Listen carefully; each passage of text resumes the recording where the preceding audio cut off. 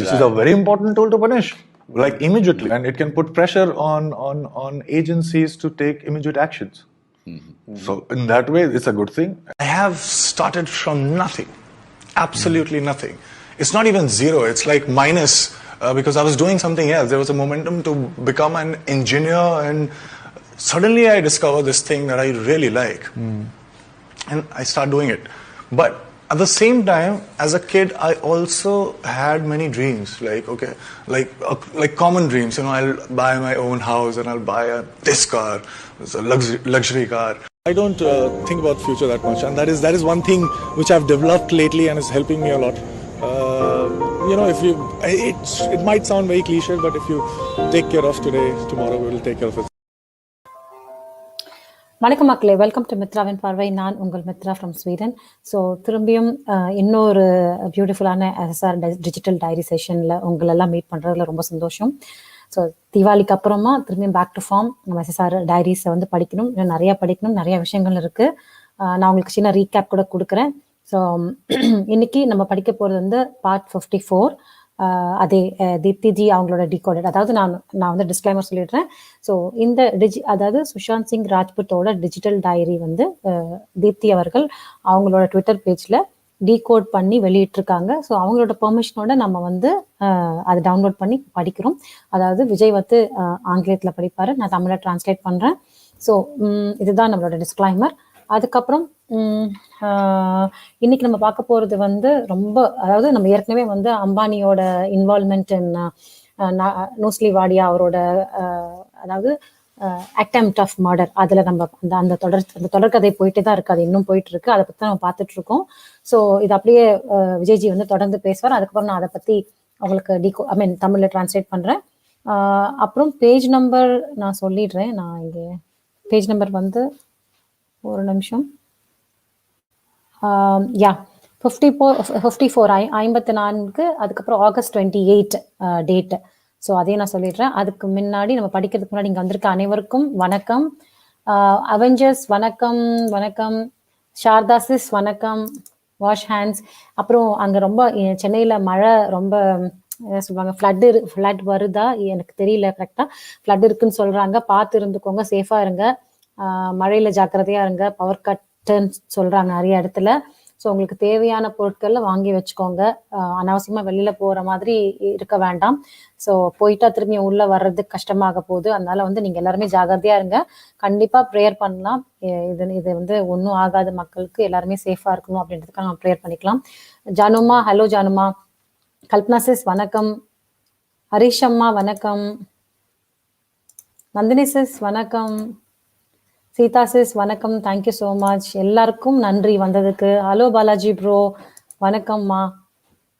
Annabel sis வணக்கம், வணக்கம். தவித் G சலாம் வலைக்கும். மலைக்கும் சலாம், கரெக்டா? Okay. So thank you so much எல்லாருக்கும் வந்ததுக்கு. நான் வந்து ஐ ஜஸ்ட் ஆட் விஜய்ஜி இந்த ஸ்ட்ரீம். ஸோ நேரம் கடக்காம நம்ம வந்து சீக்கிரமா. பாக்கியா, ஹாய் பாக்கியா.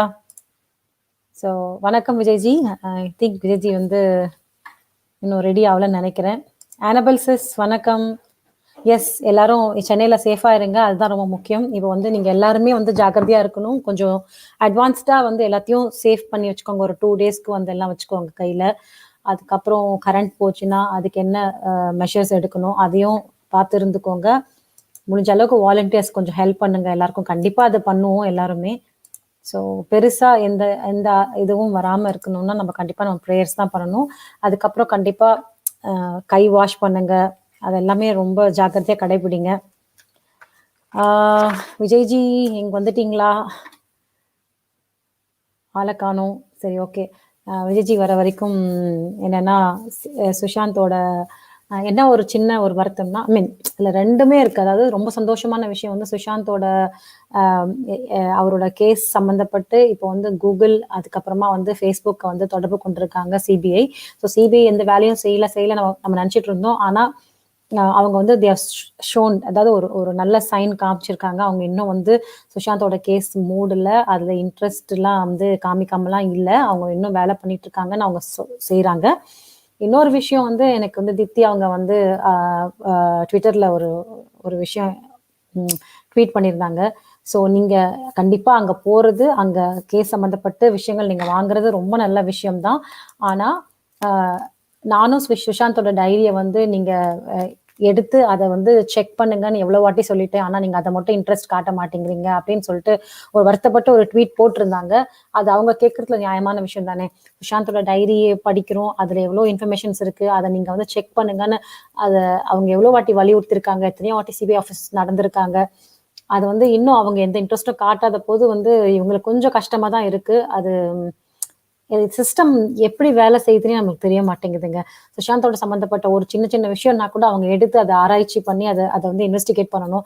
ஆனா இந்த விஷயத்துல மட்டும் ஏன் அவங்க வந்து ரொம்ப ஒரு மாதிரி கேர்லெஸ்ஸா இருக்கிறாங்க. அதாவது சுஷாந்தோட டிரைவை பத்தி சொல்றேன் நானு.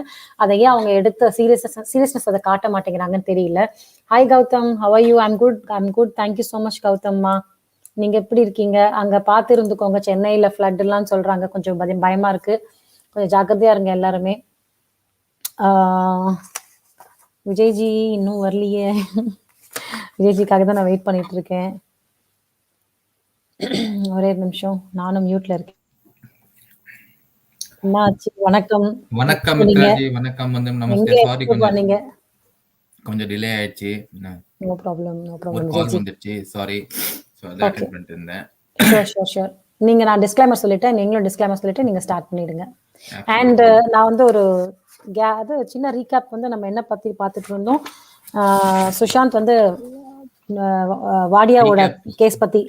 S, exactly. எப்படி வந்து அம்பானி வந்து வாடியா, நூஸ்லி வாடியா, நம்ம பாம்பேடாயிங்கோட ஓனர் மேல வந்து எப்படி வந்து கொலை அதுல இருந்து எப்படி தப்பிக்கல, பட் அதுல இருந்து அதை எப்படி வந்து சுத்தி வந்து அதை திசை திருப்பினாங்க, பிளஸ் அது அந்த கேஸை எப்படி மூடி மறைச்சாங்க. சோ அதான் continuation we are doing it now again. பாக்கியா அண்ணாக்கு ஹாய் சொல்லணுமா சொல்லிட்டாங்க. ஹலோ, வணக்கம் பாக்கியாமா. வணக்கம் எல்லாருக்கும் வணக்கம். சாரி லேட் ஆயிடுச்சு, ஒரு கால் வந்துச்சு கரெக்டா கிளம்பும்போது. ஸோ வந்து லாகின் ஆயிட்டேன், பட் அந்த கால் என்னால அட்டென்ட் பண்ணாம இருக்க முடியல. பட் ஸோ டிஸ்க்ளைமர் சொல்லிடுறேன். மித்ராஜி சொல்லிட்டாங்க தமிழ்ல, நான் இங்கிலீஷ்ல சொல்லிடுறேன். மித்ராஜி அதுல வந்து தமிழ் காணும், ஒரு டேம் அண்ட் இங்கிலீஷ் அப்படிதான் போட்டிருக்கீங்களா? Okay, cool. All the pages what we are reading normally are taken from Deepti's Twitter handle, and after Deepti's permission only, we have downloaded those pages and we are translating them. I'm reading in English and Mitraji is reading them in Tamil. Normally we give all the page numbers, so you can go and do any kind of reference or cross-reference what you want while I'm reading. So you can see what pages I'm reading. Today it's 54. So it will be 54, 55, and I think it's 56. 3 or 4 pages we are going to read them today. But as I read, I will tell, I'll say which page number we are reading, or I am reading. So without any further delay, let's start. Yes, Mitraji. Page 55 and first para of page 55. The association that businessmen have with the politicians and the way these politicians use their seat and dictate terms to the civil servants. This is the biggest association that has caused all the worry in the society till date. If you watch this case closely, the way this case was handled, there were a lot of loopholes. But then, whom do we blame? We have only ourselves to blame. And what else can we do? We don't consider anything, don't ask questions, or don't raise our voices. And when we are so ignorant, how can we expect good governance? The case of Nusli Wadia teaches us a lot of things on how the business, politics, nexus works, and also how the police too work close in hand. Before I start with this, let me make one thing very clear here. I am not against the government or the agencies or any organization or setup that is in place in the society. But when we look at this particular case with a detached angle, the question that come definitely point out to certain facts that cannot be ignored, as these were the very facts that weakened the case, and this clearly shows that what happened back then was not right, and this probably was the biggest pointer time had shown back then, which everyone ignored. Sad but true. But now, when the things are opening up like this, we should not ignore these signs. Time wants to show us. If anyone feels I am against anyone, then let me make one point very clear here. I am not against anyone. The only thing I am against is the wrong happening in the society. And in whichever angle this wrong happens, a wrong is always a wrong. No amount of explanation can turn wrong into right. I'm consuming a lot of your time, but the only reason I'm taking note of everything because thought process is like I'm taking note. Hold on, I'm taking note. Uh, One second, Makale. I'm making note of everything because thought process is like energy. If the right thought process goes from one mind to another, then there will be a positive energy all around. But if the thought process gets wings because the thought process was not explained properly, then there is no point in that because the energy that spreads with assumptions is negative. And this is bad for the society. When I have taken this up for the sake of the society, I need to ensure that I explain every single detail in detail so that there is no scope for any confusion. And in the process, if some bitter truths come out, it would be my duty to put them as and how they are because truth is no one's property. It's everyone's right and moral responsibility too to ensure that facts are spread and shared. Truth is not something which you can have a copyright or no matter it's your hard work or something you might have achieved after years of patience and sacrifice.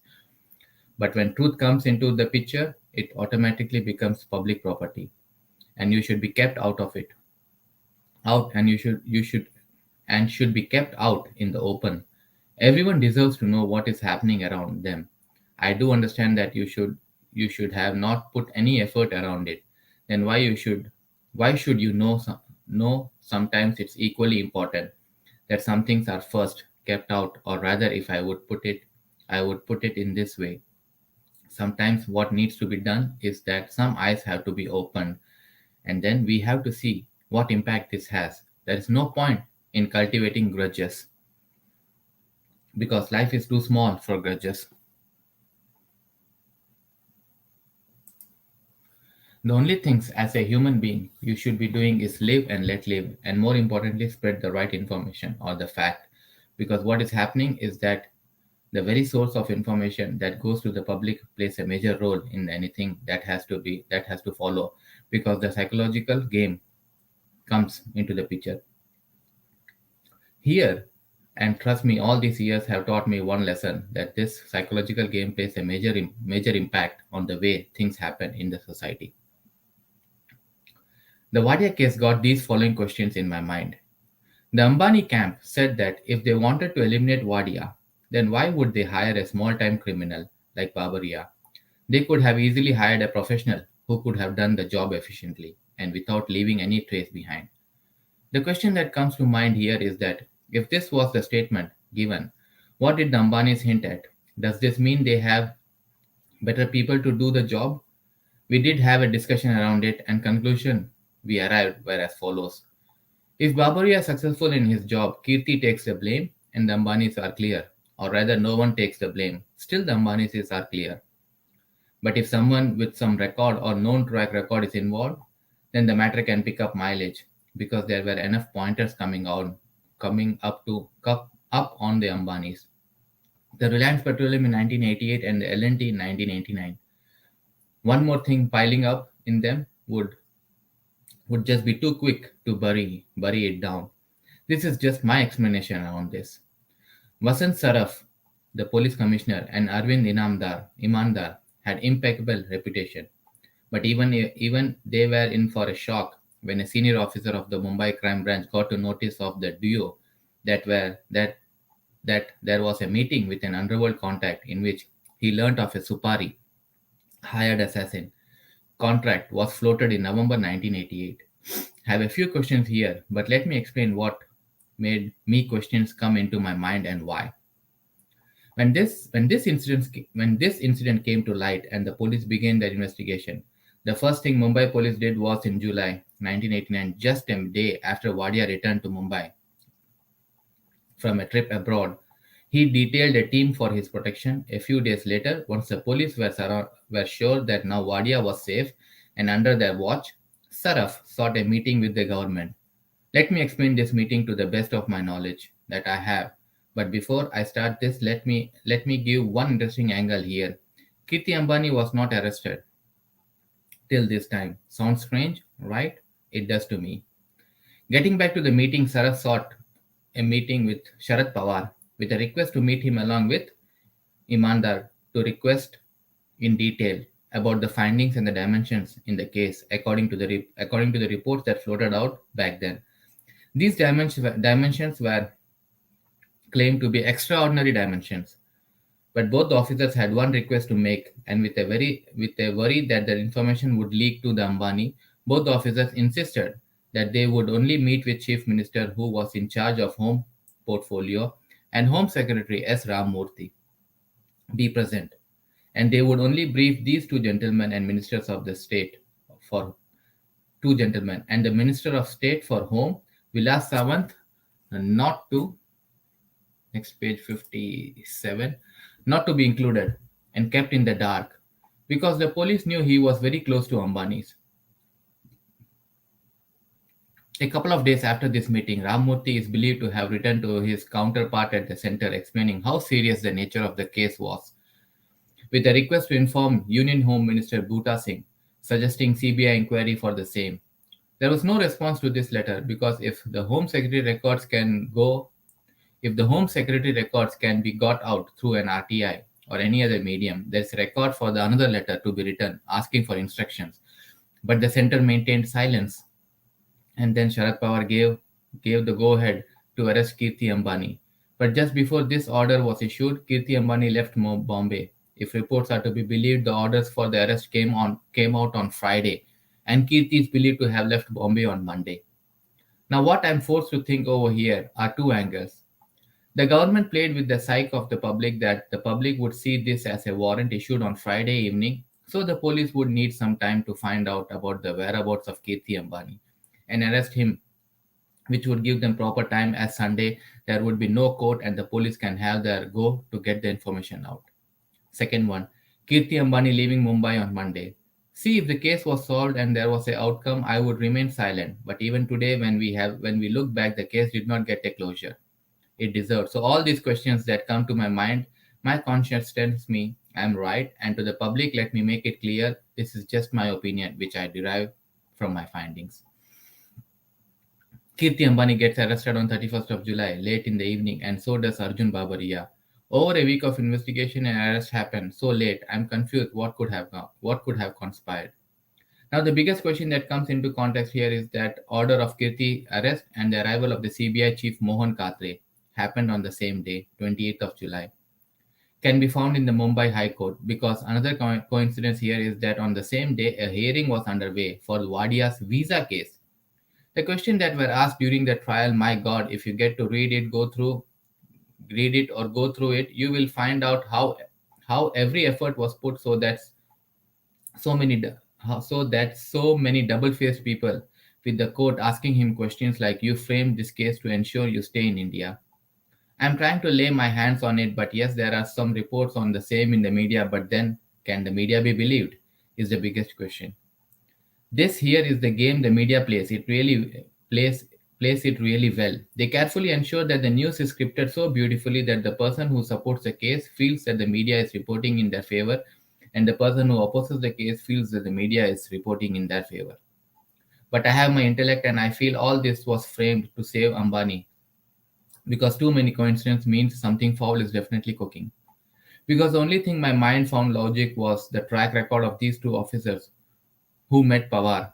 The track record is so good that even to date, I feel if we have such officers in our system and they are given complete liberty, then there would be a lot of less crimes, and that would happen in the society.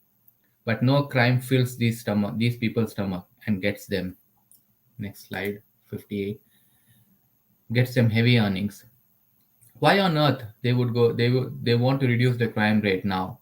When I say the track record was good, I feel that this was a planned botch up to save Ambani's. Let me tell you why I got this conclusion.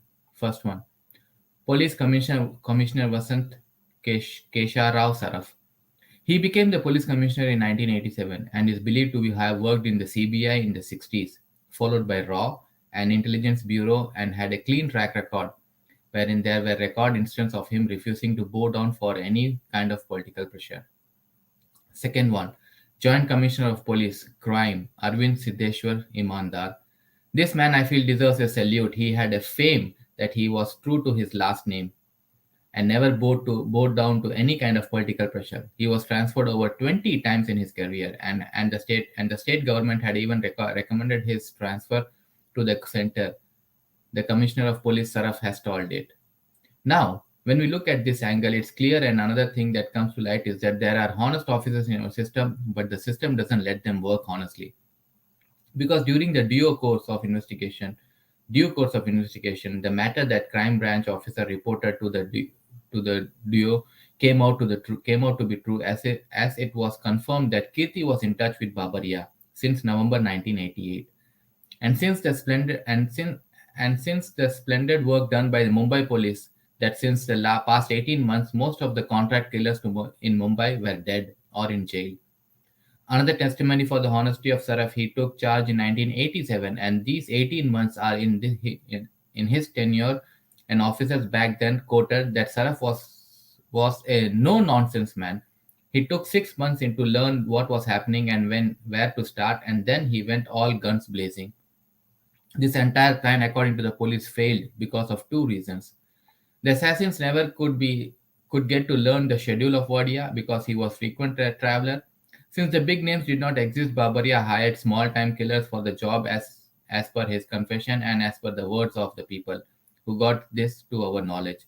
Babaria was one greedy bloke who did his blunder just to ensure that he would get to keep a larger share of the supari. And by time he was arrested, he had a car, color television, jewelry, and other valuables. All this was purchased between November 1988 till the time he was arrested. Now, before I continue, I would like to ask one simple question to everyone here. When you read this far, what is it that you feel? What does your heart and mind tell you?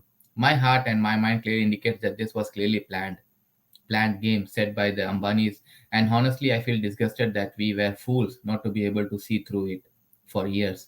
But anyone, it's better late than never. Next one, 59. Then something are now slowly making its way out, as it becomes very important now that the things that are making their way out be kept out in the right perspective and in the simplest of language so that everyone can understand. Page 59. Yes, Mitraji. Interesting. Okay. Hello, Nirmala Devi says, Balaji, true. ஏன்னா இந்த டிரைவ்ல வந்து எக்கச்சக்கமான information மட்டும் இல்லாமல் ஏற்கனவே திப்தி ma'am சொல்லியிருக்காங்க, இதில் நிறைய சப்போர்ட்டிவ் டாக்குமெண்ட்ஸ் இருக்குது, அதை நான் வந்து சிபிஐ கிட்ட மட்டும்தான் கொடுப்பேன் அப்படின்னு சொல்லியிருக்காங்க. அதுக்காகவாச்சும் அவங்க வந்து வாங்கி கிராஸ் செக் பண்ணணும் அப்படின்னு சொல்லிட்டு நம்ம எவ்வளோ நாளாக சொல்லிட்டு இருக்கோம்.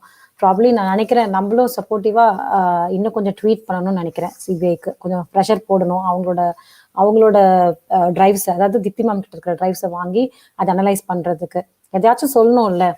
சரி, ஓகே. இப்போ நம்ம வந்து டிரான்ஸ்லேஷன் பகுதிக்கு வருவோம். ஸோ இது வந்து போன 54 பேஜ் நம்பர் 54 கண்டினியூஷன் தான் இது. ஸோ அதில் வந்து நம்ம என்ன சொல்லியிருந்தோம்னா, சுஷாந்த் சிங் ராஜ்புத் என்ன சொல்லியிருந்தாருன்னா, எனக்கு வந்து இன்னும் 3 விஷயம் சொல்லணும், அது வந்து அம்பானி குடும்பத்தை பற்றி தான் அப்படின்னு சொல்லிட்டு அதில் முடிச்சாரு. ஓகேங்களா? ஸோ அதை வந்து அப்படியே கண்டினியூ பண்ணுறாரு. இப்போ அம்பானி குடும்பத்தை பற்றி வந்து சொல்கிறாரு. அவருக்கும் நூஸ்லி வாடியாவோட கொலை அட்டெம்ப்ட், அதாவது அவர் வந்து சாகல, ஆனால் அவர் கொலை பண்ணதுக்காக ட்ரை பண்ணியிருக்காங்க. ஸோ அதை பற்றி தான் இப்போ இதில் சொல்ல போகிறாரு. ஸோ பெரிய ப்ரூஃப் என்னன்னா, சிபிஐக்கும் மற்ற ஏஜென்சிக்கும் வந்து பின்னாடி போய் வந்து அந்த விஷயங்கள்லாம் பார்க்கணும்னு ஆசை.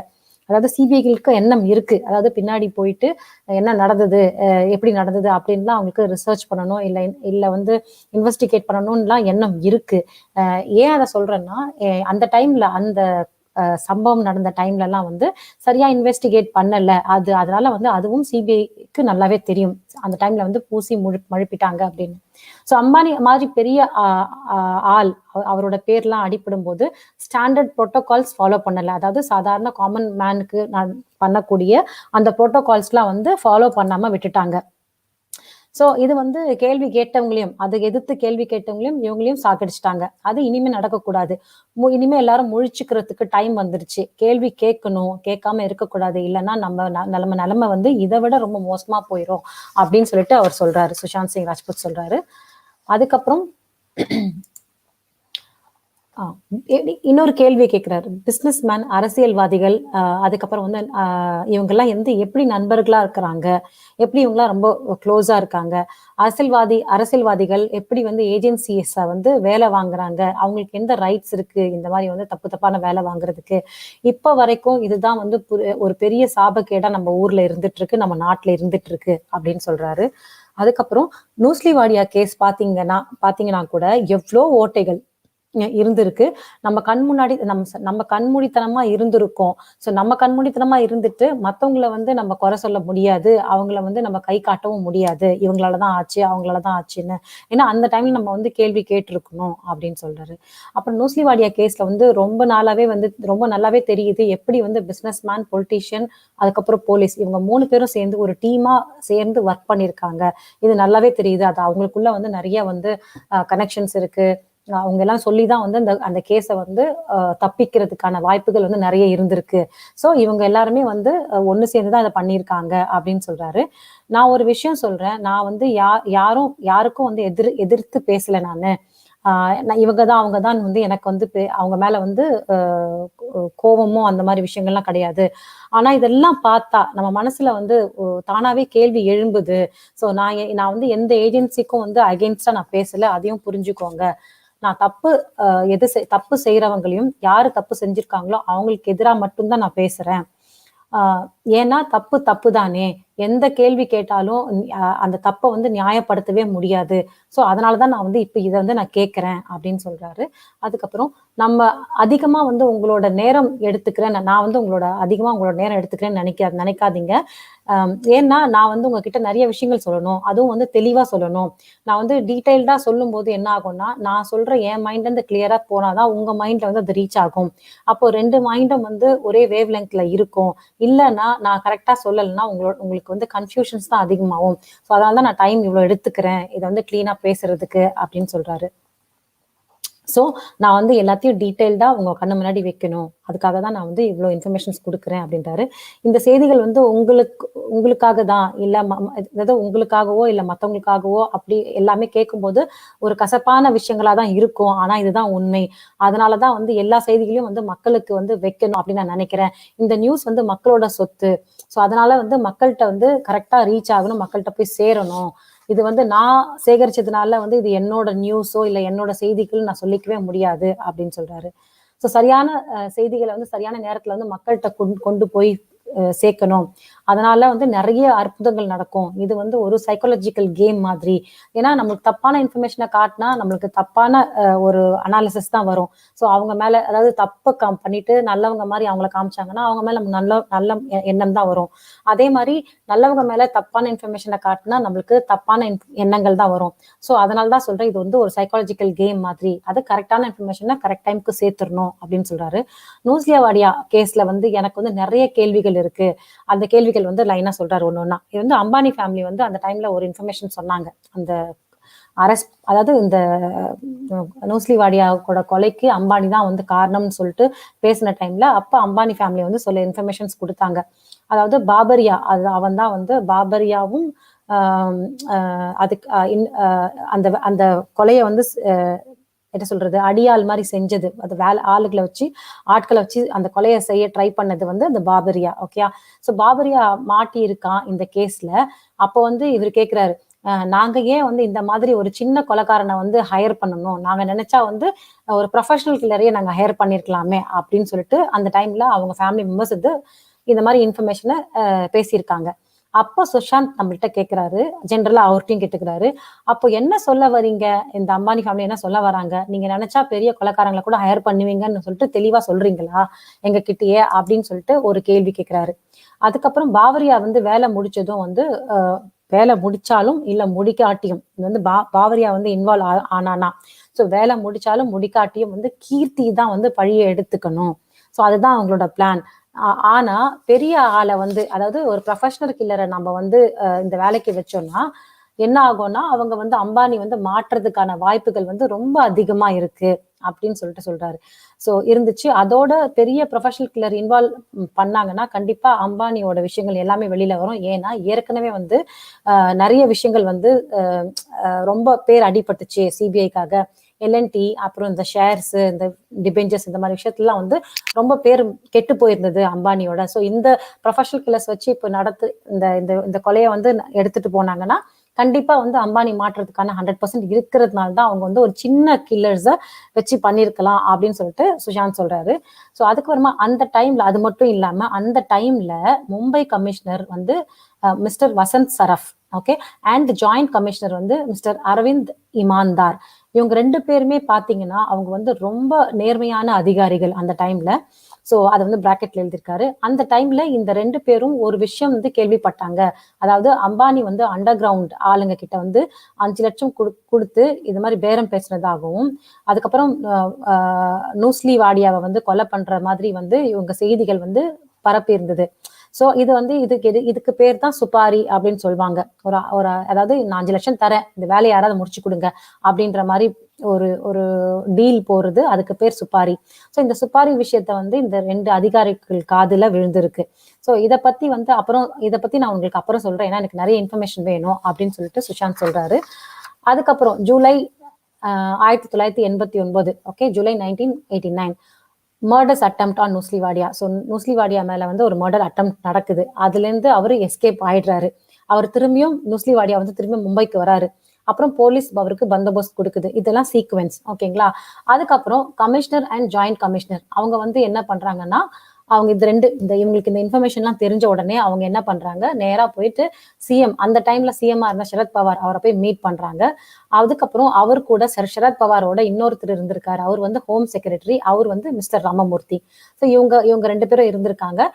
அதுக்கப்புறம் இவங்க 2 பேரையும் மீட் பண்றதுக்கு முன்னாடி அந்த கமிஷனரும் ஜாயிண்ட் கமிஷனரும் ஒரு கண்டிஷன் வச்சிருக்காங்க. அங்க வந்து யாரும் இருக்கக்கூடாது. முக்கியமா வந்து விலாஸ் சாவந்த் அப்படின்ற ஒரு மினிஸ்டர் ஆஃப், அதாவது ஸ்டேட் மினிஸ்டர், அவர் வந்து கண்டிப்பா இருக்கக்கூடாது. ஏன்னா விலாஸ் சாவந்த் வந்து அம்பானியோட ரொம்ப க்ளோஸா இருக்கிறவர். ஸோ கண்டிப்பா அவர் மட்டும் இருக்கக்கூடாது, நீங்க 2 பேர் மட்டும் தான் இருக்கணும் அப்படின்னு சொல்லிட்டு இவங்க ஒரு கண்டிஷன் வச்சுதான் அவங்க எல்லா இன்ஃபர்மேஷனும் வந்து ஷேர் பண்ணியிருக்காங்க. அது வந்து ஒரு பெரிய அதாவது ஒரு பெரிய ஆள் மேல வந்து, அதாவது அம்பானி மாதிரி ஒரு பெரிய ஆள் மேல வந்து ஒரு எக்ஸ்போஷர், ஒரு விஷயத்த வைக்கிறாங்கன்னா அது வந்து ரொம்ப சீக்ரெட்டிவா இருக்கணும். அது வந்து ரொம்ப சென்சிட்டிவான இன்ஃபர்மேஷன். ஸோ அது ரொம்ப ஜாக்கிரதையா அந்த இன்ஃபர்மேஷனை எடுத்துட்டு போகணுன்றதுக்காக தான் அந்த டைம்ல இவங்க 2 பேர் தவிர வேற யாரும் இருக்கக்கூடாதுன்னு அவங்க சொல்லியிருக்காங்க.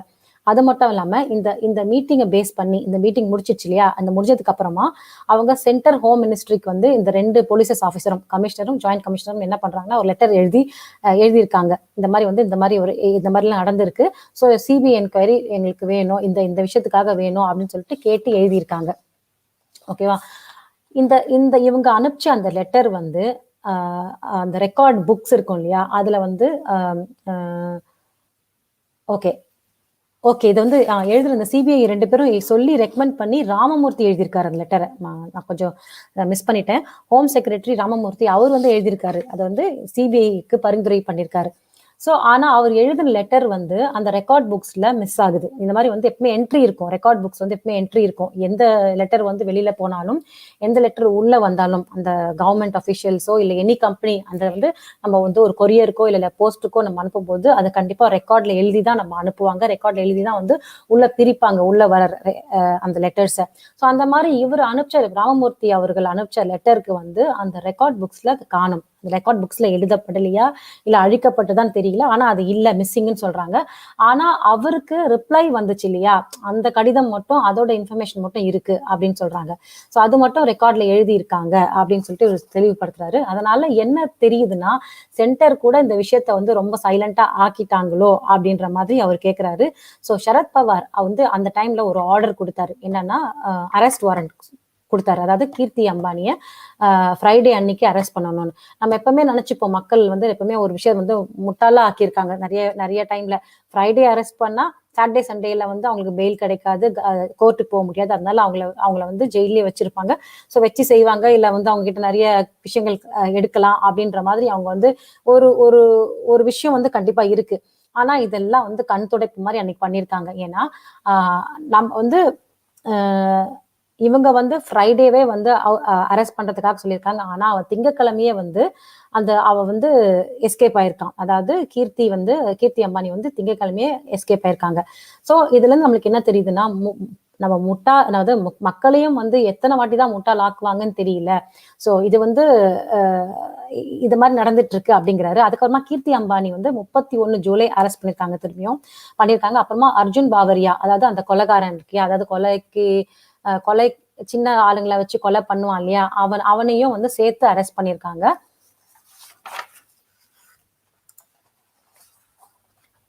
இந்த அரெஸ்ட் நடக்கும்போது சிபிஐ சீஃப் வந்து மோகன் காத்ரியா, நம்ம இந்த பேரை வந்து நான் முன்னாடியே சொல்லியிருக்கேன், நான் படிக்கும்போது முன்னாடியே சொல்லியிருக்கேன். அவர் வந்து உள்ள வராரு, இவர் மோகன் காத்ரியா. ஓகேவா? ஸோ அந்த சமயம் வந்து 28 ஜூலை வாடியாவோட விசா கேஸ் வந்து ஹியரிங் போயிட்டு இருக்கு. அதுக்குள்ள மோகன் வந்து இன்வால்வ் ஆகுறாரு. ஸோ ஒரு சிபிஐ சீஃப்க்கு விசா கேஸ்க்கும் என்ன சம்பந்தம், ஏன் அவர் வந்து உள்ள வராரு அப்படின்னு சொல்லிட்டு சுஷாந்த் கேள்வி கேட்கிறாரு. இந்த கேள்வி அவர் ஏற்கனவே கேட்டிருக்காரு. ஸோ பல நியூஸ்ல வந்து புரட்டி பார்த்தா கூட வந்து மீடியா நல்லா இந்த கேஸை வந்து கவர் பண்ணியிருக்குன்னா மோடி மறைச்சிருக்கு அப்படின்னு தான் சொல்றாரு. ஸோ ஆனா என்னோட மூளை என்ன சொல்லுதுன்னா, இந்த விஷயத்த வந்து மோடி மறைச்சிருக்காங்க, ரொம்ப மோடி மறைச்சிருக்காங்க.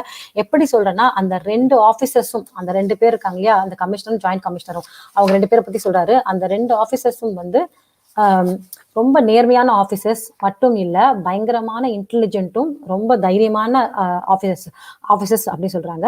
ஸோ அவங்க கொடுத்த இன்ஃபர்மேஷன் ரொம்ப ஹை லெவல், ரொம்ப சென்சிட்டிவான ஹை லெவல் இன்ஃபர்மேஷன். அவங்க ட்ராக் வந்து ரொம்ப கிளீனா இருக்கும். அவங்கள போய் செக் பண்ணி பார்த்தோம்னா அவங்க ட்ராக்லாம் ரொம்ப கிளீனா இருக்கும். எந்த லஞ்சம் வாங்கினதோ, யாருக்கும் வந்து ரெக்கமெண்ட் பண்ணதோ அந்த மாதிரிலாம் இல்லாம இருக்கும். ஸோ இந்த மாதிரி ஆபீசர்ஸ் இருந்தா நம்ம ஊர்ல வந்து குற்றம் வந்து ஒரு 0% ஆயிடும், குற்றமே இருக்காது, எல்லாமே கிளீனா தொடச்சி எடுத்துருவாங்க அப்படின்னு சொல்லிட்டு சொல்லியிருக்காரு. ஸோ போலீஸ் ஆபீசர்ஸ் பத்தி சொல்றேன். அதாவது அந்த 2 பேர் இருக்காங்க இல்லையா, அந்த 2 போலீஸ் ஆபீசர்ஸ் பத்தி சொல்றாரு இவரு சுஷாந்த். ஸோ வசந்த் சரஃப் சொன்னேன் இல்லையா, அவரோட முழு நேம் வந்து வசந்த் கேஷவ் சரஃப். 1987 வந்து கமிஷனரா வந்து அப்பாயிண்ட் ஆயிருக்காரு. அவர் வந்து 1960 1960 வந்து சிபிஐ, அதுக்கப்புறம் ரா, அந்த மாதிரி விஷயங்கள்ல வந்து அந்த மாதிரி ஏஜென்சிஸ்ல ஒர்க் பண்ணியிருக்காரு. அதுக்கப்புறம் பொலிட்டிக்கல் ப்ரெஷர்னால வந்து அவரை வந்து என்ன சொல்றது, எவ்வளவு பொலிட்டிக்கல் ப்ரெஷர் கொடுத்தாலும் வந்து யாருக்கும் வந்து தன வணங்க மாட்டாரு, அசரவே மாட்டாரு, அவ்வளவு ஸ்ட்ராங்கான பர்சனாலிட்டி அப்படின்னு சொல்லிட்டு அவரோட ரெக்கார்டை பத்தி சொல்றாரு. அதுக்கப்புறம் joint commissioner of crime Arvind Siteshwar Imandar. So Arvind Siteshwar Imandar அவரை பத்தி சொல்றாரு. இவருக்கும் வந்து ஒரு பெரிய சல்யூட் கொடுக்கணும். இவரோட லாஸ்ட் நேம் வந்து இமான்தார் அப்படின்னா என்னன்னா நேர்மை, அப்படின்னா ஹானஸ்டின்னு அர்த்தம். ஸோ அவர் பேருக்கு ஏத்த மாதிரியே அவரும் வந்து ரொம்ப நேர்மையானவர் அப்படின்னு சொல்லிட்டு சொல்றாரு. அவர் ஒரு கெரியரை பார்த்தோம்னா 20 டிரான்ஸ்ஃபர், எப்பவுமே வந்து நல்லா வேலை பண்றவங்களுக்கு தான் டிரான்ஸ்ஃபர் கிடைக்கும். அதாவது இவங்க வந்து நம்மளுக்கு இந்த ஊர்ல சரிப்பட்டு வர மாட்டாங்க, ரொம்ப டார்ச்சர் கொடுக்குறாங்க அப்படின்னு சொல்லிட்டு அந்த ஊர்ல இருக்கிற குற்றவாளிகளோ இல்ல பொலிட்டிஷியன்ஸோ அவங்க வந்து ரெக்கமெண்ட் பண்ணாதான் வந்து இவ்வளவு டிரான்ஸ்ஃபர் கிடைக்கும் ஒரு நேர்மையான ஆஃபீஸருக்கு. ஸோ அது வந்து டியூ டு பொலிட்டிக்கல் ப்ரெஷர்ல தான் வந்து அத்தனை டிரான்ஸ்ஃபர் கிடைச்சிருக்கு அப்படின்னு சொல்லிட்டு ரெக்கார்ட்ல இருக்கு. அதுக்கப்புறம் ஒரு ஸ்டேட்டே வந்து ரெக்கமெண்ட் பண்ணிருக்கு. அதாவது இவர் வந்து ரொம்ப நேர்மையான ஆஃபீஸர், இவர் நீங்க சென்ட்ரலுக்கு வச்சுக்கோங்க, ஸோ அவ்வளோ இன்டெலிஜென்ட்டான ஆஃபீஸர் சொல்லிட்டு ஒரு ஸ்டேட்டே ரெக்கமெண்ட் பண்ணக்கூடிய அளவுக்கு வந்து இமான்தார் வந்து ரொம்ப நேர்மையான ஆஃபீஸர். ஸோ இதுல இருந்து என்ன தெரியுதுன்னா, நம்ம சென்ட்ரல்ல நிறைய அதிகாரிகள் நேர்மையா இருக்காங்க, ஆனா நம்ம சிஸ்டம் வந்து அவங்கள சரியா வேலை பண்ண விடாது அப்படின்னு சொல்லிட்டு சொல்றாரு. இன்வெஸ்டிகேஷன்ல என்ன தெரிஞ்சிச்சுன்னா, கீர்த்திக்கும் பாவரியாக்கும் நவம்பர், அதாவது அவங்க பண்ண இன்வெஸ்டிகேஷன்ல இவங்களுக்கு தெரிஞ்சிருக்கு, இந்த போலீஸ் ஆஃபீஸர் சொல்றாங்க, இன்வெஸ்டிகேஷன்ல கீர்த்திக்கும் பாவரியாக்கும் நவம்பர் 1988 இருந்தே வந்து தொடர்பு இருந்திருக்கு. ஸோ அவங்க 2 பேரும் வந்து இந்த கேஸ்ல ரொம்ப இன்வால்வ் ஆயிருக்காங்க நேரடியாவே அப்படின்னு சொல்லிட்டு கன்ஃபார்ம் பண்றாங்க. ஸோ இன்னொரு காரணம் என்ன சொல்றாங்கன்னா, கடந்த 18 மாசமா சிட்டில கான்ட்ராக்ட் கில்லரே சுத்தமா கிடையாது. அதுக்கு காரணம் வந்து மும்பை போலீஸ் தான். சரஃப் பத்தி இன்னும் ஒரு விஷயம் சொல்லணும்னா, அவரு 18 மாசம் முன்னாடி வந்து, அதாவது 1987 சார்ஜ் எடுத்தாரு. ஓகேங்களா? அப்போ வந்து நேர்மையான ஆபீசர் மட்டும் இல்லை இவரு, சாரி, அந்த டைம்ல சார்ஜ் எடுத்தாரு. ஆனா அவர் 6 மாசமா சைலண்டா வந்து எல்லாத்தையும் நோட் பண்ணாரு. அந்த சிட்டில என்னென்ன நடக்குது, எவ்வளவு கிரைம் இருக்கு, எல்லாத்தையும் வந்து சைலண்டா எல்லாத்தையும் அப்சர்வ் பண்ணி நோட் பண்ணி, அதுக்கப்புறமா சிட்டியை பயங்கரமா கிளீன் ஆக்கிட்டாரு, சுத்தம் பண்ணிட்டாரு ரொம்ப. ஸோ ஒரு கிரைமும் நடக்காத அளவுக்கு. ஸோ அதனால என்ன ஆச்சுன்னா, அங்க பெய்டு கில்லரோ அந்த மாதிரி ஒரு ப்ரொஃபஷனல் கில்லர்ஸ்லாம் யாருமே கிடையாது. ஸோ இது ஒரு விஷயம். அது மாதிரி இல்லாததுனால தான் வந்து அவங்க பாவரியாவை அப்ரோச் பண்ணியிருக்காங்க. ஸோ நியூஸ்லி வாடியா பிளான் ஏன் ஃபிளாப் ஆச்சு அப்படின்னா, மும்பை போலீஸ் வந்து இன்னும் 2 காரணம் சொல்றாங்க. அதுல வந்து ஒரு காரணம் என்னன்னா, அடிக்கடி நியூஸ்லி வாடியா வந்து டிராவல் பண்ணிக்கிட்டே இருப்பாரு. ஸோ அதனால அவர் வந்து கரெக்டா இந்த டைம்ல தான் இங்கேருந்து கிளம்புவாரு, இந்த டைமுக்கு தான் இங்க போவார், ஆஃபீஸ் போவாரு அப்படின்ற மாதிரி அந்த கொலைக்காரங்களால வந்து அவங்களால கணிக்க முடியல. கரெக்டான இன்ஃபர்மேஷன் அவங்களால எடுக்க முடியல. அது ஒரு காரணம் அவர் தப்பிச்சிட்டதுக்கு. இன்னொரு காரணம் வந்து மார்க்கெட்ல யாரும் பெரிய ப்ரொஃபஷனல்ஸ் ஆட்கள் இல்ல. ஸோ ஏன்னா ஏற்கனவே வந்து இந்த இந்த போலீஸ் ஆஃபீஸர் வந்து எல்லாத்தையும் சுத்தம் பண்ணிட்டாரு, மும்பையை வந்து சுத்தம் பண்ணியிருக்காரு. ஸோ பாவரியா லோக்கல் ஆளா இருந்ததுனால ஸோ அவனை வந்து இந்த விஷயத்துக்கு வந்து அவங்க பேசினாங்க. அப்ப பேசும்போது அவனும் வந்து ரொம்ப காசுக்கு அலையிறவன். அதனால வந்து அவனும் என்ன பண்ணிட்டான், ஸோ நான் இந்த வேலையை முடிக்கிறேன், யாரையாவது வச்சு முடிக்கிறேன் அப்படின்றது மாதிரி அவங்க வந்து இதெல்லாம் செட் பண்ணி இந்த பிளானை வந்து எடுத்துட்டு போனாங்க. ஸோ இது எல்லாமே வந்து இந்த பாவரியாவோட வாக்குமூலத்துல எல்லாமே தெரிஞ்சிருச்சு, அவனும் எல்லாமே சொல்லிட்டான் அப்படின்னு சொல்லிட்டு சுஷாந்த் சொல்றாரு. ஸோ இப்ப வந்து படிச்ச வரைக்கும் என்ன தெரியுதுன்னா, இவங்க அம்பானி எப்படி நிறைய குற்றங்கள் மறைச்சிருக்காரு, அதாவது அம்பானி நிறைய குற்றங்கள் பண்ணியிருக்காரு, அதையும் மறைச்சிருக்காரு. ஸோ இன்னும் நிறைய விஷயங்கள் நான் சொல்ல போறேன் அப்படின்னு சொல்லிட்டு சுஷாந்த் வந்து இதோட முடிக்கிறாரு. அதுக்கப்புறம் திரும்பியும் நம்ம நெக்ஸ்ட் வெனஸ்டே, கமிங் வெனஸ்டே நம்ம வந்து டைரியை படிப்போம். ஸோ கொஞ்சம் சேஞ்ச் இருக்கு விஜயோட ஸ்கெடியூல்ல கொஞ்சம் சேஞ்ச் இருக்கிறதுனால ஸோ மண்டே அண்ட் வெனஸ்டே நம்ம வந்து டைரி படிக்கலாம், அதுக்கப்புறம் சாட்டர்டேவும் படிக்கலாம் அப்படின்னு சொல்லிட்டு ஃபிக்ஸ் பண்ணியிருக்கோம். ஸோ இன்னைக்கு சுஷாந்த் டைரியில அவ்வளோதான் இருக்கு. ஸோ ஐ திங்க் நீங்களும் எனக்கும் எந்த கேள்விகள் இல்லைன்னு நினைக்கிறேன். Media fake people and money minding also any one media channel only honest but people heard one news for all channels that corrects people decide foolish. Yes, ஆமா மீனாட்சி சிஸ். எனக்கு தெரிஞ்சு 99% வந்து எல்லாமே என்ன சொல்றது, பெய்ட் மீடியா தான் இருக்கு. நேர்மையான மீடியா வந்து இப்போ எதுவுமே பாக்குறது ரொம்ப அரிதா இருக்குது. 1-2 இருக்கு. Underworld threatened Nusli Wadia. ஆமா, இதெல்லாம் நீங்க நிறைய படிக்கணும், நீங்க நிறைய அப்சர்வ் பண்ணுங்க, பார்த்து ரிசர்ச் பண்ணுங்க. Nusli Wadia grandson of Muhammad Ali Jinnah. Okay, நிறைய ரிசர்ச் பண்ணிருக்கீங்க போல. உங்களை தான் கூப்பிடணும்னு நினைக்கிறேன் பேசுறதுக்கு. Hi sis, hi Prabhavathi sis, வணக்கம். ஸோ மக்களே, திரும்பியும் நம்ம வந்து சீக்கிரம் வேற ஏதாவது நியூஸ் இருந்தால் நான் திரும்பியும் வரேன் லைவ்ல. ஸோ இப்போ சுஷாந்தோட டைரியில வந்து அவ்வளோதான், நான் வந்து விடை பெற்றிருக்கலாம். ஸோ நன்றி, வணக்கம், ஜெய்ஹிந்த், ஜெய் சுஷாந்த். விஜய்ஜி தேங்க்ஸ் மக்களே, நன்றி, வணக்கம் அண்ட் ஜெய்ஹிந்த், ஜெய் சுஷாந்த். நன்றி, நீங்க எல்லாம் வந்ததுக்கு ரொம்ப தேங்க்ஸ். ரொம்ப ஹாப்பியா இருக்கு உங்களை பாக்குறது. சுஷாந்துக்காக வந்து நீங்க இவ்வளோ உங்க நேரம் எடுத்து நீங்க இங்கிலீஷ்லயும் நீங்க அங்கேயும் போய் பாக்குறீங்க, பட் இங்கேயும் தமிழ்லயும் வந்து கேக்குறீங்கன்னு போது எனக்கு நிஜமாவே சந்தோஷமா இருக்கு. நெக்ஸ்ட் வந்து ஃப்ளட்டு, ரொம்ப தொடர்ச்சியா மழை இருக்கு இந்தியாவில், சென்னையில. ஸோ எல்லாரும் ஜாக்கிரதையா பத்திரமா இருந்துக்கோங்க, அதுவும் ரொம்ப முக்கியம். ஓகேங்களா? ஸோ நன்றி, வணக்கம். ஜெய்ஹிந்த், ஜெய் சுஷாந்த். ஜெய்ஹிந்த், ஜெய் சுஷாந்த்.